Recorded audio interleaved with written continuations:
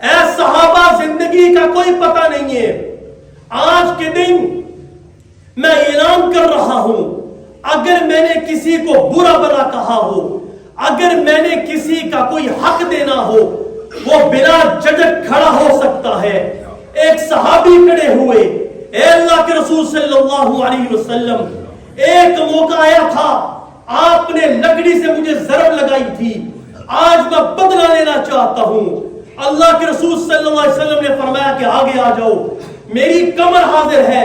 اے اللہ کے رسول، جب آپ نے ضرب لگائی تھی میرے جسم پہ کپڑا نہیں تھا. اللہ کے رسول صلی اللہ علیہ وسلم نے فرمایا کہ میں کپڑا ہٹا دیتا ہوں. جب کپڑا ہٹایا اس صحابی نے مور نبوت کو چوم لیا اور کہ اللہ کے رسول میں جرأت کر سکتا ہوں آپ سے بدلہ لینے کی، میں تو ہیلا کر رہا تھا کہ مور نبوت کو چوم لیا. نعرہ تکبیر، مقام مصطفیٰ، کردار مصطفیٰ، شان صحابہ. مفتی عثمانی کے بیانات اور شرعی سوالات و جوابات کو لائک، شیئر اور سبسکرائب کرنا نہ بھولیں. الحمدللہ والصلاة والسلام على رسول الله. أما بعد فأعوذ بالله من الشيطان الرجيم. بسم الله الرحمن الرحيم. كتب عليكم إذا حضر أحدكم الموت إن ترك خيرا الوصية للوالدين والأقربين بالمعروف حقا على المتقين. صدق الله مولانا العظيم.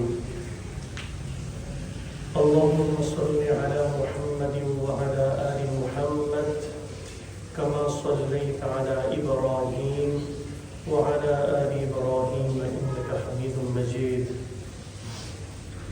اللهم بارك على محمد وعلى آل محمد كما باركت على إبراهيم وعلى آل إبراهيم إنك حميد مجيد. حضرت محترم بھائیوں، بزرگوں، دوستوں، نوجوان ساتھیوں، اللہ کے فضل اور اس کے بے پناہ نوازشات کی بدولت ایک مرتبہ پھر اس منبر و محراب سے آپ حضرات سے ہم کلام ہونے کا شرف نصیب ہو رہا ہے.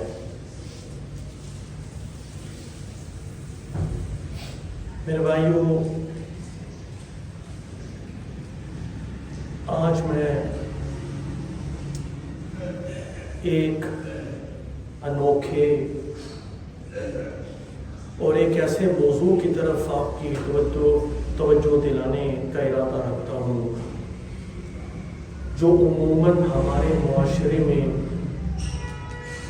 نظر انداز کیا جاتا ہے. مجھے اس چیز کا بھی احساس ہے کہ رمضان المبارک ہمارے دروازوں پر دستک دے رہا ہے. موضوع تو رمضان المبارک سے متعلق ہونا چاہیے تھا، لیکن انشاءاللہ العزیز مقامی علماء کی زبانی آپ اچھے انداز میں رمضان المبارک کے فضائل اور دیگر احکامات سنتے رہیں گے. پھر موقع ملے یا نہ موقع ملے، اپنا معاف ضمیر آپ کے سامنے رکھ جو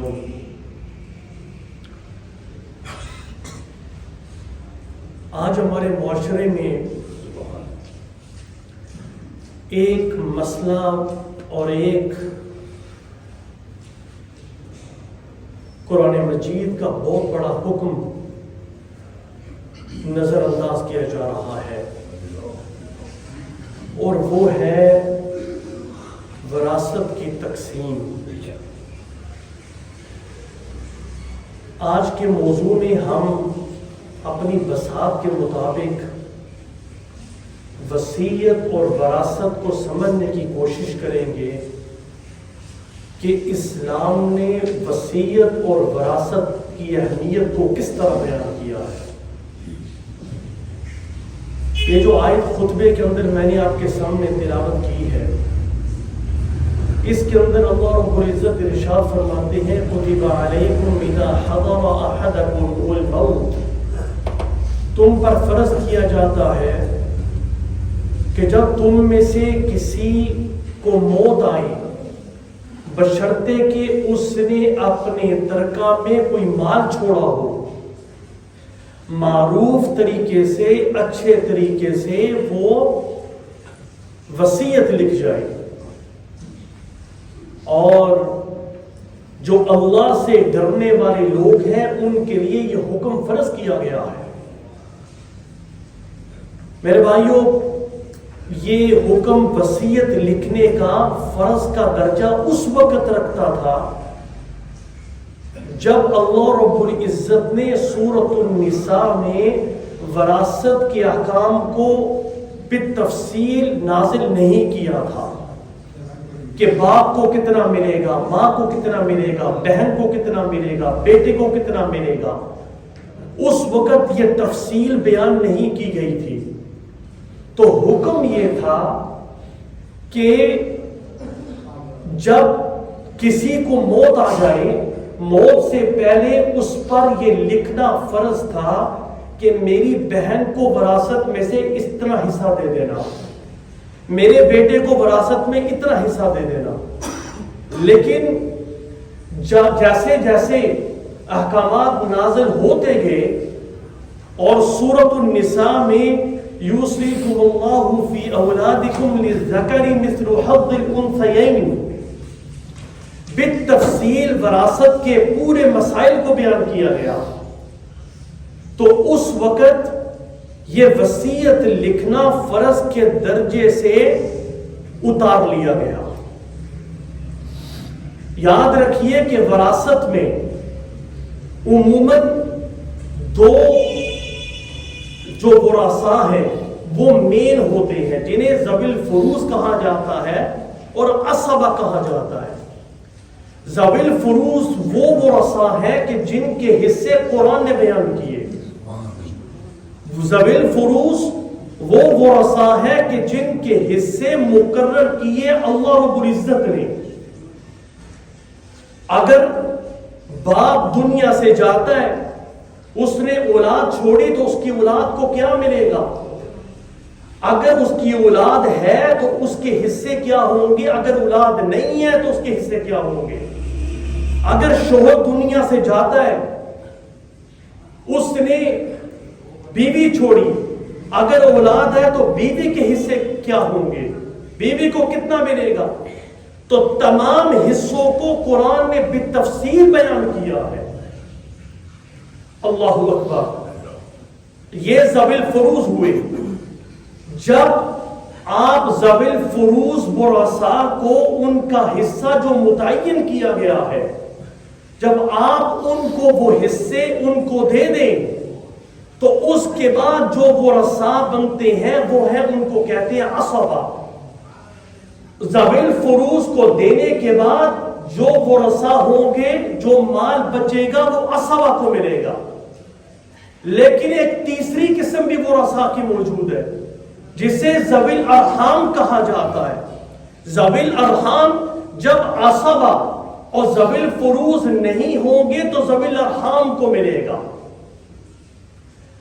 یہ علم الفرائض، توجہ کرنا، علم الفرائض، یہ جو میں بیان کر رہا ہوں آپ کے سامنے، اسے علم الفرائض کہتے ہیں۔ اور آپ علیہ الصلوۃ والسلام نے فرمایا کہ علم الفرائض سیکھا کرو، لوگوں کو سکھایا کرو، اس لیے کہ علم اٹھے گا اور قرب قیامت سب سے پہلے جو علم اٹھایا جائے گا وہ علم الفرائض کا اٹھایا جائے گا۔ اللہ۔ اور آگے رسول اللہ صلی اللہ علیہ وسلم نے دوسری روایت کے اندر ارشاد فرمایا، آپ نے فرمایا کہ قرآن سیکھو، قرآن سکھاؤ، علم الفرائض سیکھو، لوگوں کو اس کا علم سکھاؤ، کیونکہ عن قریب میں دنیا سے جانے والا ہوں۔ اور آپ علیہ الصلوۃ والسلام نے فرمایا کہ وہ وقت آئے گا جب دو بندے آپس میں جھگڑیں گے، ایک کہے گا یہ میراث میری ہے، دوسرا کہے گا یہ میری ہے. وراثت میں جو حصے تم نے میرے مقرر کیے ہیں یہ میرے ہیں.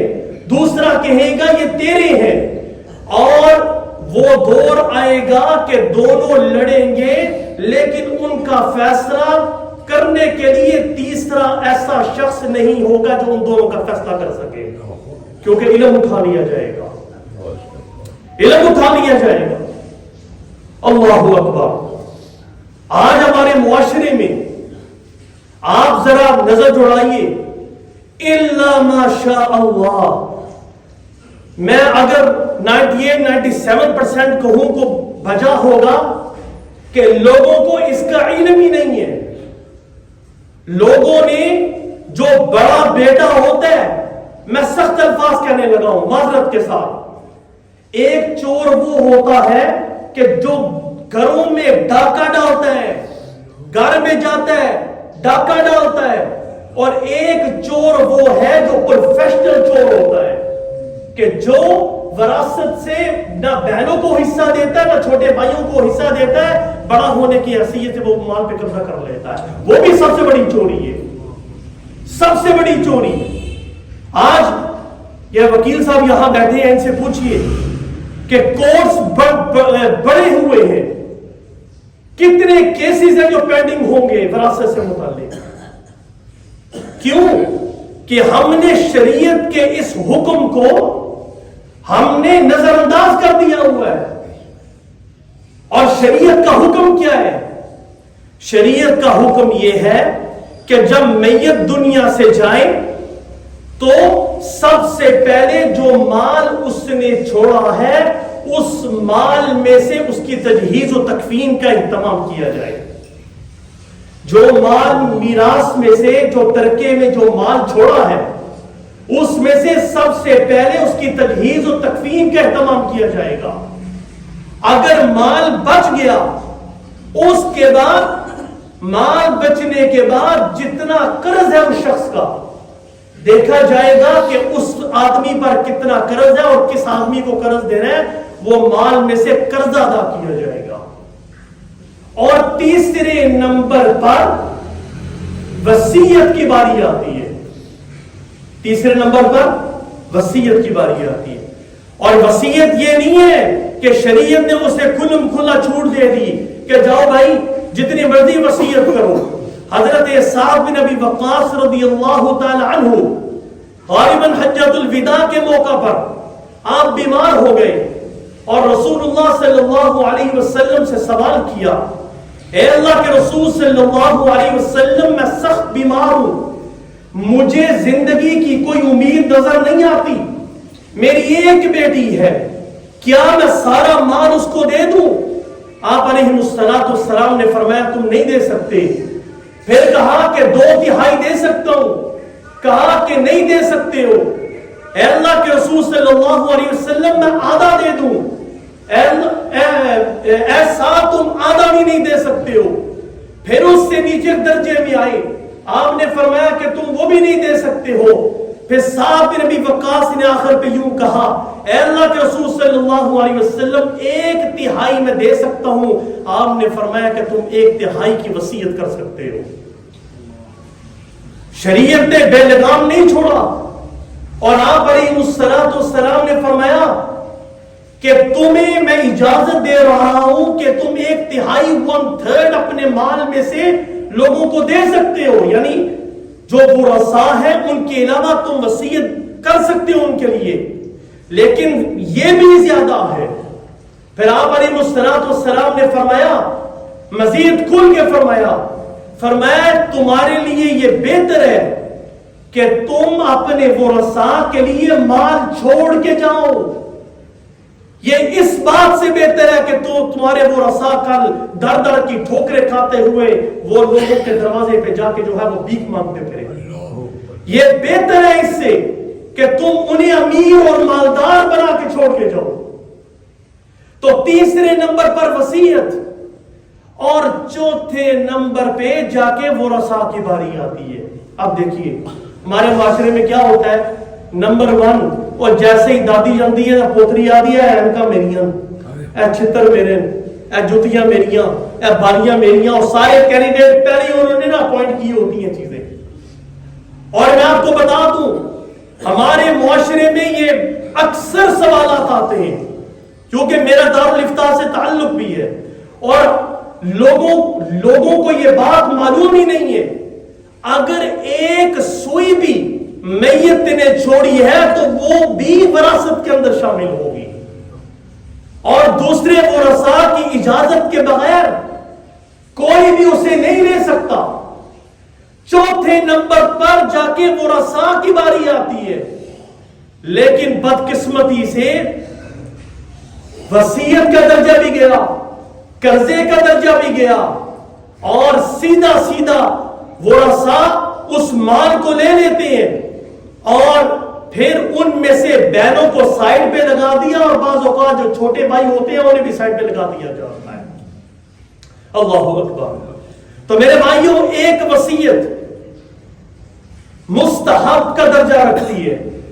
اگر کسی ملک کا قانون آپ کو شرعی حصوں کی تقسیم کرنے میں رکاوٹ نہ ہو تو آپ کے لیے کوئی مسئلہ نہیں ہے, آپ وصیت لکھ دیں, یہ مستحب ہے. آپ لکھ دیں کہ فلاں کو شرعی حصص دے دیا جائے, کوئی مسئلہ نہیں ہے. لیکن آج کل چونکہ یہ ویڈیو وہ لوگ بھی سنیں گے جو یورپ میں رہتے ہیں, اور یورپ کا قانون کیا ہے کہ جب شوہر دنیا سے چلا جائے اس کا مال بیوی کو, بیوی چلی جائے تو اس کا مال اس کو, اور اگر وہ اللہ کا خوف رکھنے والا انسان نہ ہو تو وہ شرعی حصے کہاں کرے گا؟ تو وہاں وصیت کرنا فرض ہو جاتا ہے. وہ لکھ کے دے کے جائے جب اسے پتہ ہے کہ یہاں کا قانون یہ ہے کہ اگر میں دنیا سے گیا میرا سارا مال بیوی کو ملے گا, تو اس کے لیے یہ وصیت لکھنا فرض ہو جاتا ہے کہ اس میرے مال کو شریعت کے مطابق جو حصے مقرر کیے گئے ہیں, جو قرآن نے حصے مقرر کیے ہیں اس کے مطابق اس کی تقسیم کی جائے. اس پر فرض ہے. اور پھر قانون حقیقت میں جب آتا ہے اگر اس نے وصیت لکھی ہو تو اس کے مطابق اس کی تقسیم کی جاتی ہے, اور اگر اس نے نہ کی ہو وصیت اور قانون جیسے میں نے بیان کیا تو جو دوسرے ورثاء ہیں وہ تو سارے محروم ہو جائیں گے, دوسرے ورثاء کو کچھ بھی نہیں ملے گا. لہذا ایسی صورت میں وصیت لکھنا فرض ہو جاتا ہے. اور ایک اور دوسری صورت جس میں وصیت لکھنا فرض, آپ کے ذمے کسی کا قرض ہے اور اگر آپ نے وصیت نہ لکھی تو جو ورثاء ہیں جب ان کو یہ کہا جائے گا, ورثاء کو جب ان کو یہ بتایا جائے گا کہ ہم پہ قرض ہے, جب ان کو معلوم ہی نہیں ہوگا کہ اس شخص کا جو میت ہے اس کا قرضہ اس شخص پر تھا کیونکہ اس نے وصیت نہیں لکھی ہے, تو پھر اس کا نقصان یہ ہوگا جو ورثاء ہیں وہ اس مال سے مزے تو اڑائیں گے لیکن جو میت ہے اس کے لیے آخرت میں بہت بڑا عذاب ہوگا. اور آپ علیہ الصلوۃ والسلام نے فرمایا, یہ بھی سن لیجیے, ہمارے معاشرے میں یہ قرضہ لینا دینا یہ بھی بڑا عام ہو گیا ہے, اور ہم نے یہ بھی سنا معاشرے میں کہ لوگ قرضے لے کے بھاگ جاتے ہیں. اور سنو, یہ حدیث سن لیجیے, اپنے سینے پہ لکھ لیجیے, یہ 4 دن کی زندگی ہے. یہ مال جو انسان جس پہ تکبر کرتا ہے اور حرام طریقے سے مال لے جاتا ہے, آپ علیہ الصلوۃ والسلام نے فرمایا کہ جس شخص نے کسی سے قرضہ اس لیے لیا کہ میں اس کی نیت یہ ہے کہ میں اسے واپس نہیں کروں گا, کل اللہ کے دربار میں وہ اس حالت میں آئے گا کہ وہ چور کی حیثیت سے حاضر ہوگا. یعنی کل قیامت کے دن اس کا انٹروڈکشن یہ ہوگا کہ یہ آدمی چور ہے. کیوں؟ کہ اس نے لوگوں سے قرضہ لیا اور قرضہ لینے میں اس کی نیت یہ تھی کہ میں نے قرضہ واپس نہیں کرنا. اب وہ مر گیا, کل قیامت کے دن وہ چور کی حیثیت سے اللہ کے دربار میں حاضر ہوگا. اللہ اکبر. آج تو لوگوں کی زمینوں میں قبضہ کر لیتے ہیں, ایک بالشت زمین، آپ علیہ السلام نے فرمایا کہ ایک بالشت زمین اگر کسی نے اس پر قبضہ کیا، کل قیامت کے دن 7 زمینوں کے توق اس کے گلے میں ڈالا جائے گا۔ اللہ اکبر، 7 زمینوں کا توق۔ اذا زلزلت الارض زلزالها واخرجت الارض اثقالها، قیامت پہنچا رہے گا بڑا۔ واخرجت الارض اثقالها، زمین اپنا ثقل نکالے گی۔ وقال الانسان ما لها، اور انسان کہے گا اے زمین تجھے کیا ہو گیا۔ یہ روایات میں آتا ہے کل قیامت کے دن زمین کیا نکالے گی؟ معدنیات نکالے گی، سونا نکالے گی، چاندی نکالے گی، مال کے ڈھیر لگیں گے۔ انسان اپنی آنکھوں سے جب مال کے ڈھیر دیکھے گا وہ کہے گا وقال الانسان ما لها، اس زمین کو آج کیا ہو گیا، اس نے تو سارا کچھ نکال دیا۔ مفسرین نے لکھا ہے کہ اس کے سامنے مال رکھا جائے گا، جس مال کے لیے تو نے قبضے کیے تھے، جس مال کے لیے تو نے قتل کیے تھے، جس مال کے لیے تو نے انسانیت کی حرمت کی دھجیاں اڑائی تھی، آج یہ مال تیرے سامنے ہے، لیکن آج تو انصاف کا دن ہے، یہ مال تیرے کسی کام کے لیے نہیں۔ اللہ اکبر، اللہ اکبر، کتنا بڑا ظلم کہ وراثت میں تقسیم، وراثت کی تقسیم صحیح نہیں کی جاتی، ورثاء کو محروم کر دیا جاتا ہے۔ تو ایک وصیت کا درجہ فرض کا، مستحب کا، اور ایک وصیت کا درجہ گناہ کا بھی ہے۔ انسان وصیت لکھ کے دے جائے کہ میرے مرنے کے بعد میرے فلاں وارث کو میرے ترکے میں سے کچھ نہ دینا، یہ گناہ ہے۔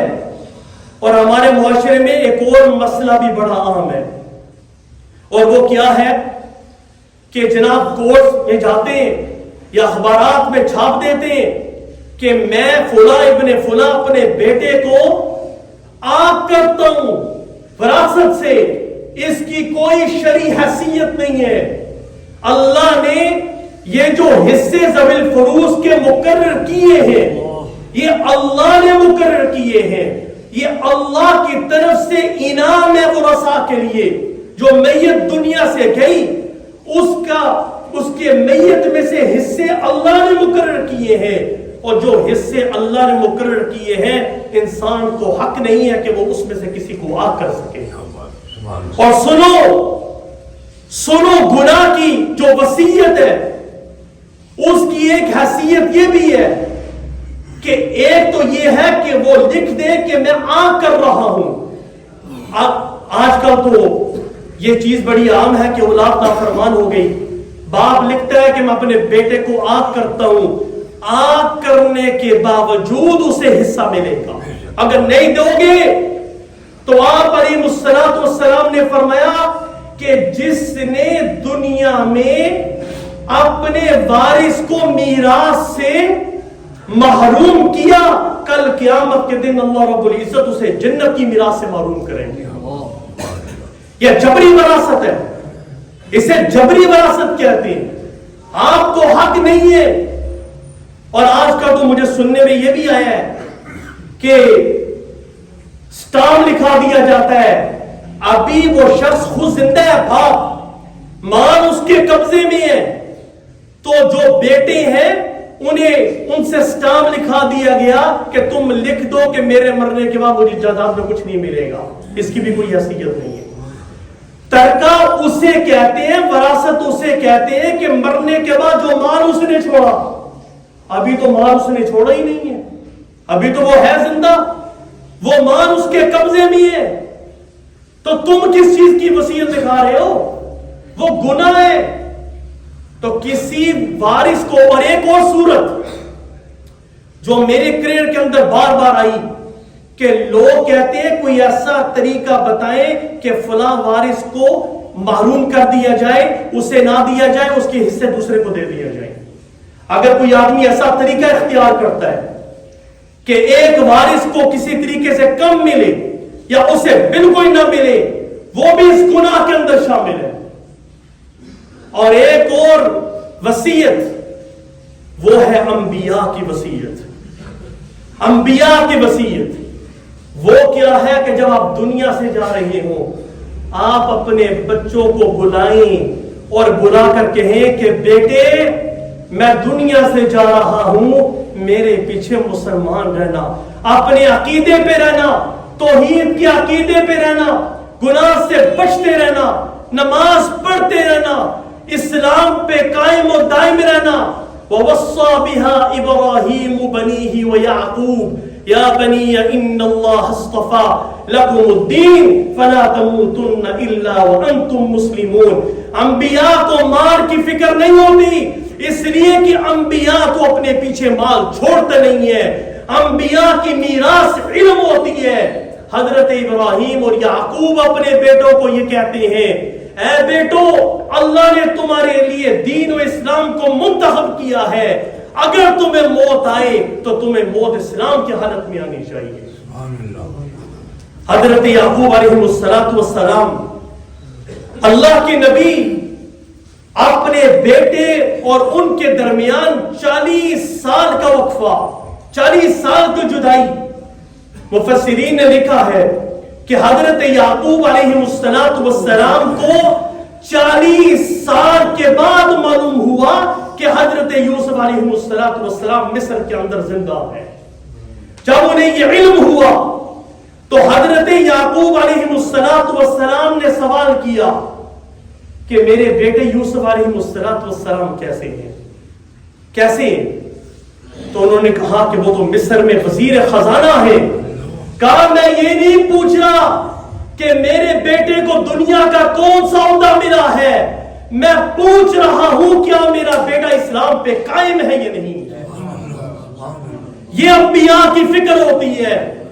اور آج تو مرتے ہوئے اپنے بچوں کو بجائے یہ وصیت کرنے کے کہ نماز پڑھو, اللہ کا خوف رکھنا, لوگوں کے حقوق کو پورا کرنا, ماں کے حقوق کو پورا کرنا, اولاد کو کہتے ہیں کہ فلاں کو میرا چہرہ بھی نہ دکھانا اور اسے میرے نماز جنازہ کے اندر بھی شریک نہ ہونے دینا. اتنا سخت دل. ثم قست قلوبكم من بعد ذلك فهي كالحجارة أو أشد قسوة وإن من الحجارة لما يتفجر منه الأنهار وإن منها لما يشقق فيخرج منه الماء. وہ پتھر جو اللہ کے خوف سے کامتا بھی ہے, پھٹتا بھی ہے, اللہ کے خوف سے اس سے نہریں جاری ہو جاتی ہیں. آج انسان کا دل تو اس پتھر سے سخت ہو گیا جو مرتے ہوئے بھی اتنا بڑا گناہ کر گیا کہ گناہ کی وصیت کرتے ہوئے کہتا ہے کہ فلاں کو میرا چہرہ بھی نہ دکھانا. اللہ اکبر.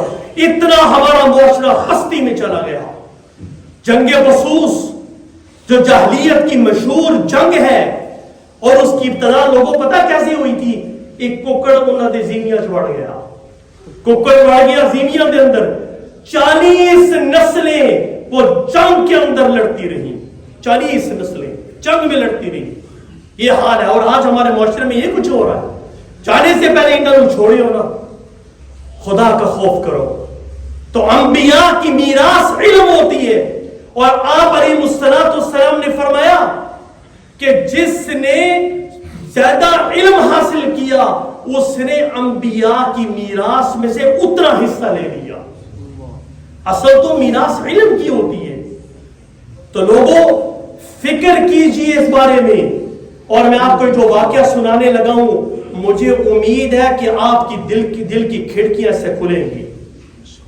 2 صحابی اچھے دوست تھے, 2 صحابی بڑے قریبی دوست. ایک کا نام عوف بن مالک, دوسرے کا نام مصعب بن جسامہ رضی اللہ تعالی عنہما. یہ 2 صحابی آپس میں بڑے اچھے دوست تھے. آپس میں بیٹھے ہوئے تھے, کہنے لگے کہ حضرت مصعب نے کہا کہ اے عوف, ہم میں سے جو جلدی فوت ہو جائے وہ دوسرے کی خواب میں آنے کی کوشش کرے. تو عوف بن مالک نے کہا کہ ایسا ممکن ہے کہ مرا ہوا شخص خواب میں آ سکتا ہے؟ تو انہوں نے کہا کہ جی ہاں ایسا ممکن ہے, ایسا ممکن ہے. چنانچہ ہوا یہ کہ جنہوں نے آفر کی تھی حضرت مصعب بن جسامہ نے, ان کا انتقال پہلے ہو گیا. تو پہلی رات میں عوف بن مالک نے دیکھا, ملاقات ہوئی, پوچھا اللہ کے ساتھ آپ کا معاملہ کیا ہوا ہے؟ تو انہوں نے کہا کہ یار بہت ہی معاملہ میرے لیے کٹھن ہو گیا تھا. تو اچانک عوف بن مالک کی نظر پڑی کہ ان کے یہاں گردن پر ایک کالا نشان تھا. پوچھا یہ کالا نشان؟ کہا کہ میری موت اس حالت میں ہوئی کہ میں نے ایک یہودی, توجہ کرنا, ایک یہودی کے 10 درہم قرض کے طور پہ لیے تھے, اسے واپس نہیں کیے کہ میری موت ہو گئی, اس وجہ سے مجھے یہاں کالے نشان سے داغا گیا. صحابی رسول کس کے پیسے لیے تھے؟ یہودی کے. یہاں نشان. اور پوچھا کہ آپ کی انگلیاں زخمی کیوں ہیں؟ کہا کہ جب موت کا وقت آیا تھا مرض الوفات میں, اس سختی کی وجہ سے میں نے ان انگلیوں کو چبایا تھا اور وہ زخمی ہو گئی تھی. اللہ رب العزت نے فرمایا کہ میں نے تمہیں سالم انگلیاں دی تھی, تم نے اس کو جو ہے وہ خود زخمی کیا ہے, اب میں اس کو ٹھیک نہیں کروں گا. اب تم ایک کام کرو, میرے گھر جاؤ فلاں مقام پر, وہاں 10 درہم پڑے ہیں, یہودی کو دے کے آؤ. چنانچہ عوف بن مالک کہتے ہیں میں کامتا ہوا گیا, 10 درہم لیے, یہودی کو دیے اور آپ علیہ السلام کی بارگاہ میں حاضر ہوا. اے اللہ کے رسول صلی اللہ علیہ وسلم, یہ ماجرا پیش آیا ہے اور آپ اس کے لیے دعا کر دیجئے, اللہ اس کے اس عذاب کو دور کرے. دوسرے دن ملاقات ہوئی, کہا کہ آپ صلی اللہ علیہ وسلم کے دعا کے بدولت اور جو 10 درہم تم نے واپس کیے تھے اللہ نے عذاب کو ہٹا دیا. نعرہ تکبیر, اللہ اکبر, نعرہ تکبیر, اللہ. تو لوگوں دنیا کے اندر اپنے معاملات کو صاف کیجئے. آج ہم نے اپنی زبان کی نوک سے نہ جانے کتنے دلوں کو دکھ دیا ہوگا, نہ جانے کتنے لوگوں کو ہم نے گالیاں دی ہوں گی, نہ جانے زبان کی نوک سے کتنے لوگوں کے دلوں کو دکھایا ہوگا. اگر کائنات کا نبی جس کے لیے کائنات کو رونق دی گئی, وہ اللہ کے نبی مجلس میں بیٹھ کر صحابہ کی موجودگی میں یہ اعلان کرتے ہیں, اے صحابہ زندگی کا کوئی پتہ نہیں ہے, آج کے دن میں اعلان کر رہا ہوں, اگر میں نے کسی کو برا بلا کہا ہو, اگر میں نے کسی کا کوئی حق دینا ہو, وہ بلا جھجک کھڑا ہو سکتا ہے. ایک صحابی کھڑے ہوئے, اے اللہ کے رسول صلی اللہ علیہ وسلم, ایک موقع آیا تھا, آپ نے لکڑی سے مجھے ضرب لگائی تھی, آج میں بدلہ لینا چاہتا ہوں. اللہ کے رسول صلی اللہ علیہ وسلم نے فرمایا کہ آگے آ جاؤ, میری کمر حاضر ہے. اے اللہ کے رسول, جب آپ نے ضرب لگائی تھی میرے جسم پہ کپڑا نہیں تھا. اللہ کے رسول صلی اللہ علیہ وسلم نے فرمایا کہ میں کپڑا ہٹا دیتا ہوں.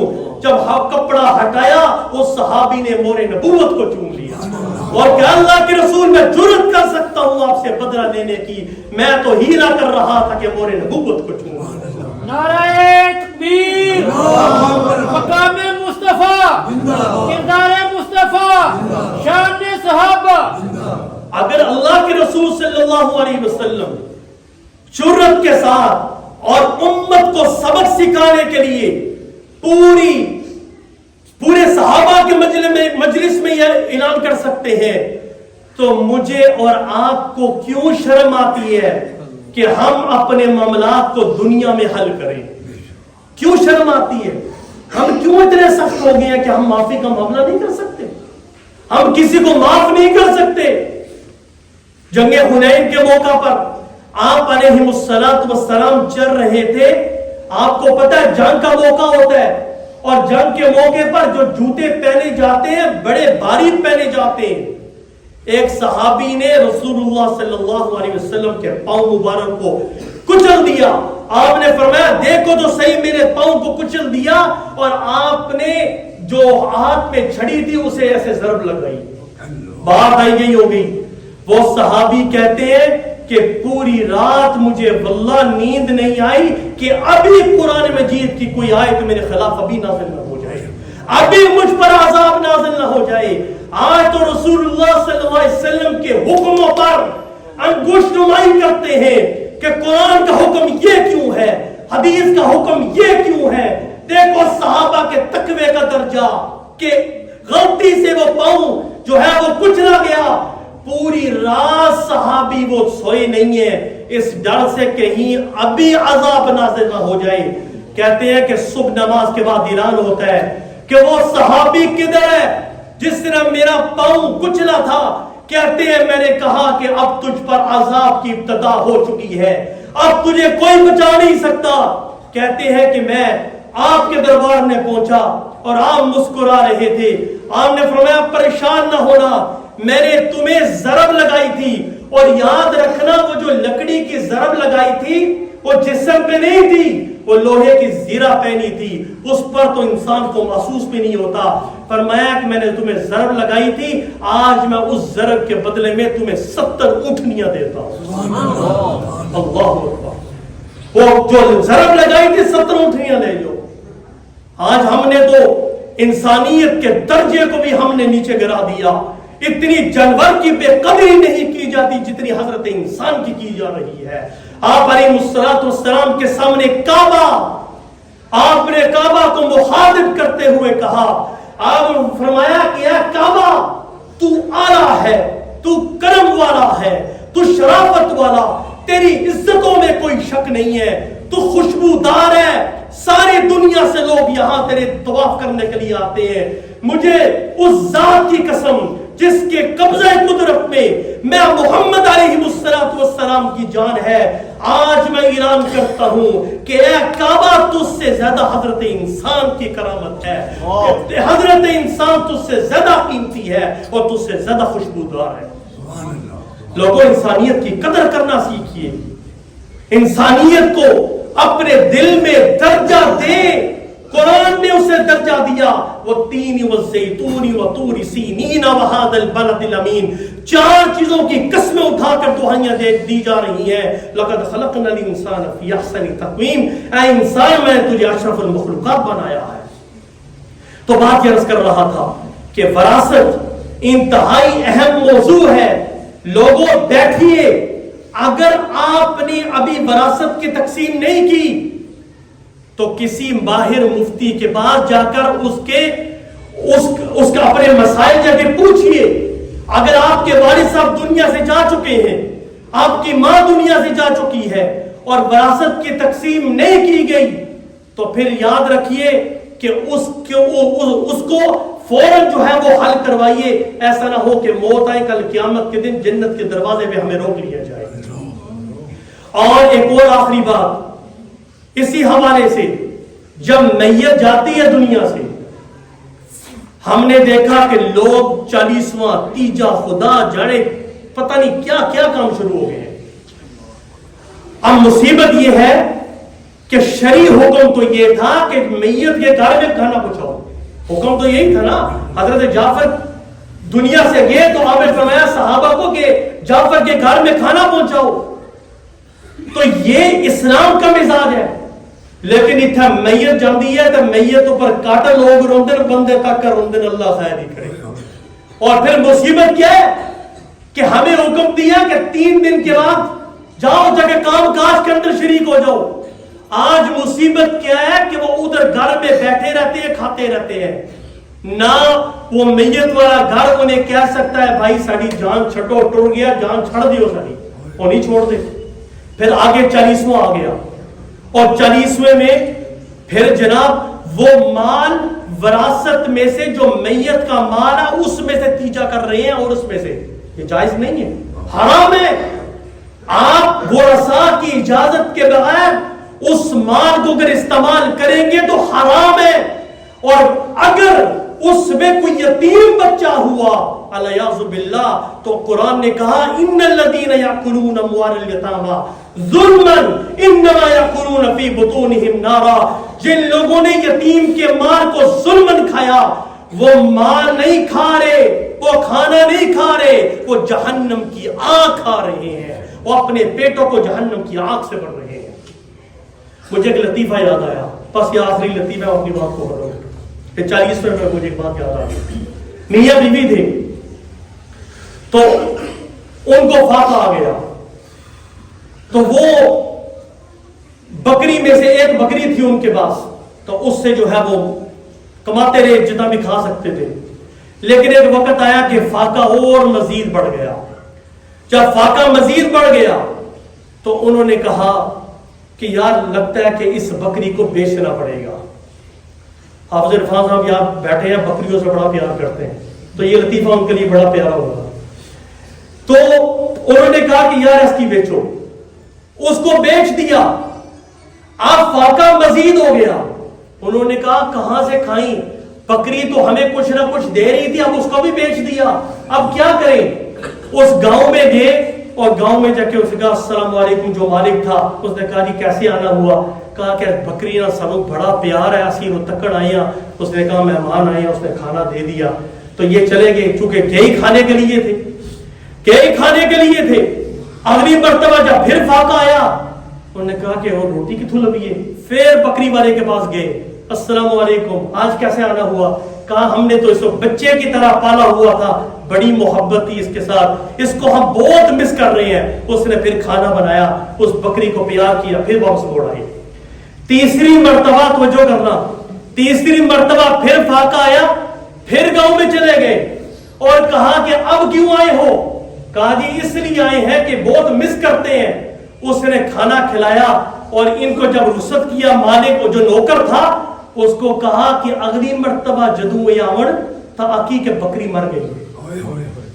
अब अगली मर्तबा फिर फाका आया, तो ये जब उस इलाके में पहुंचे तो दूर से उसने नौकर ने देखा, उसने कहा कि बकरी मर गई है और अल्लाह को प्यारी हो गई। उसने कहा ऊंट तो बहुत चंगा हो गया, 40वां मना के जाओगे, ऊंट 40वां मना के जाओगे बकरी का। तो ये हालत है हमारी आज कि मैयत जाती है दुनिया से तो पीछे पहले ही बैठे होते ना, सीधा ना जानते ऐसे 40वां मना के जाएंगे। अल्लाह अमल की तौफीक से नवाजे, जो कहा सुना अल्लाह रब्बुल इज्जत शर्फ पूरी से नवाजे।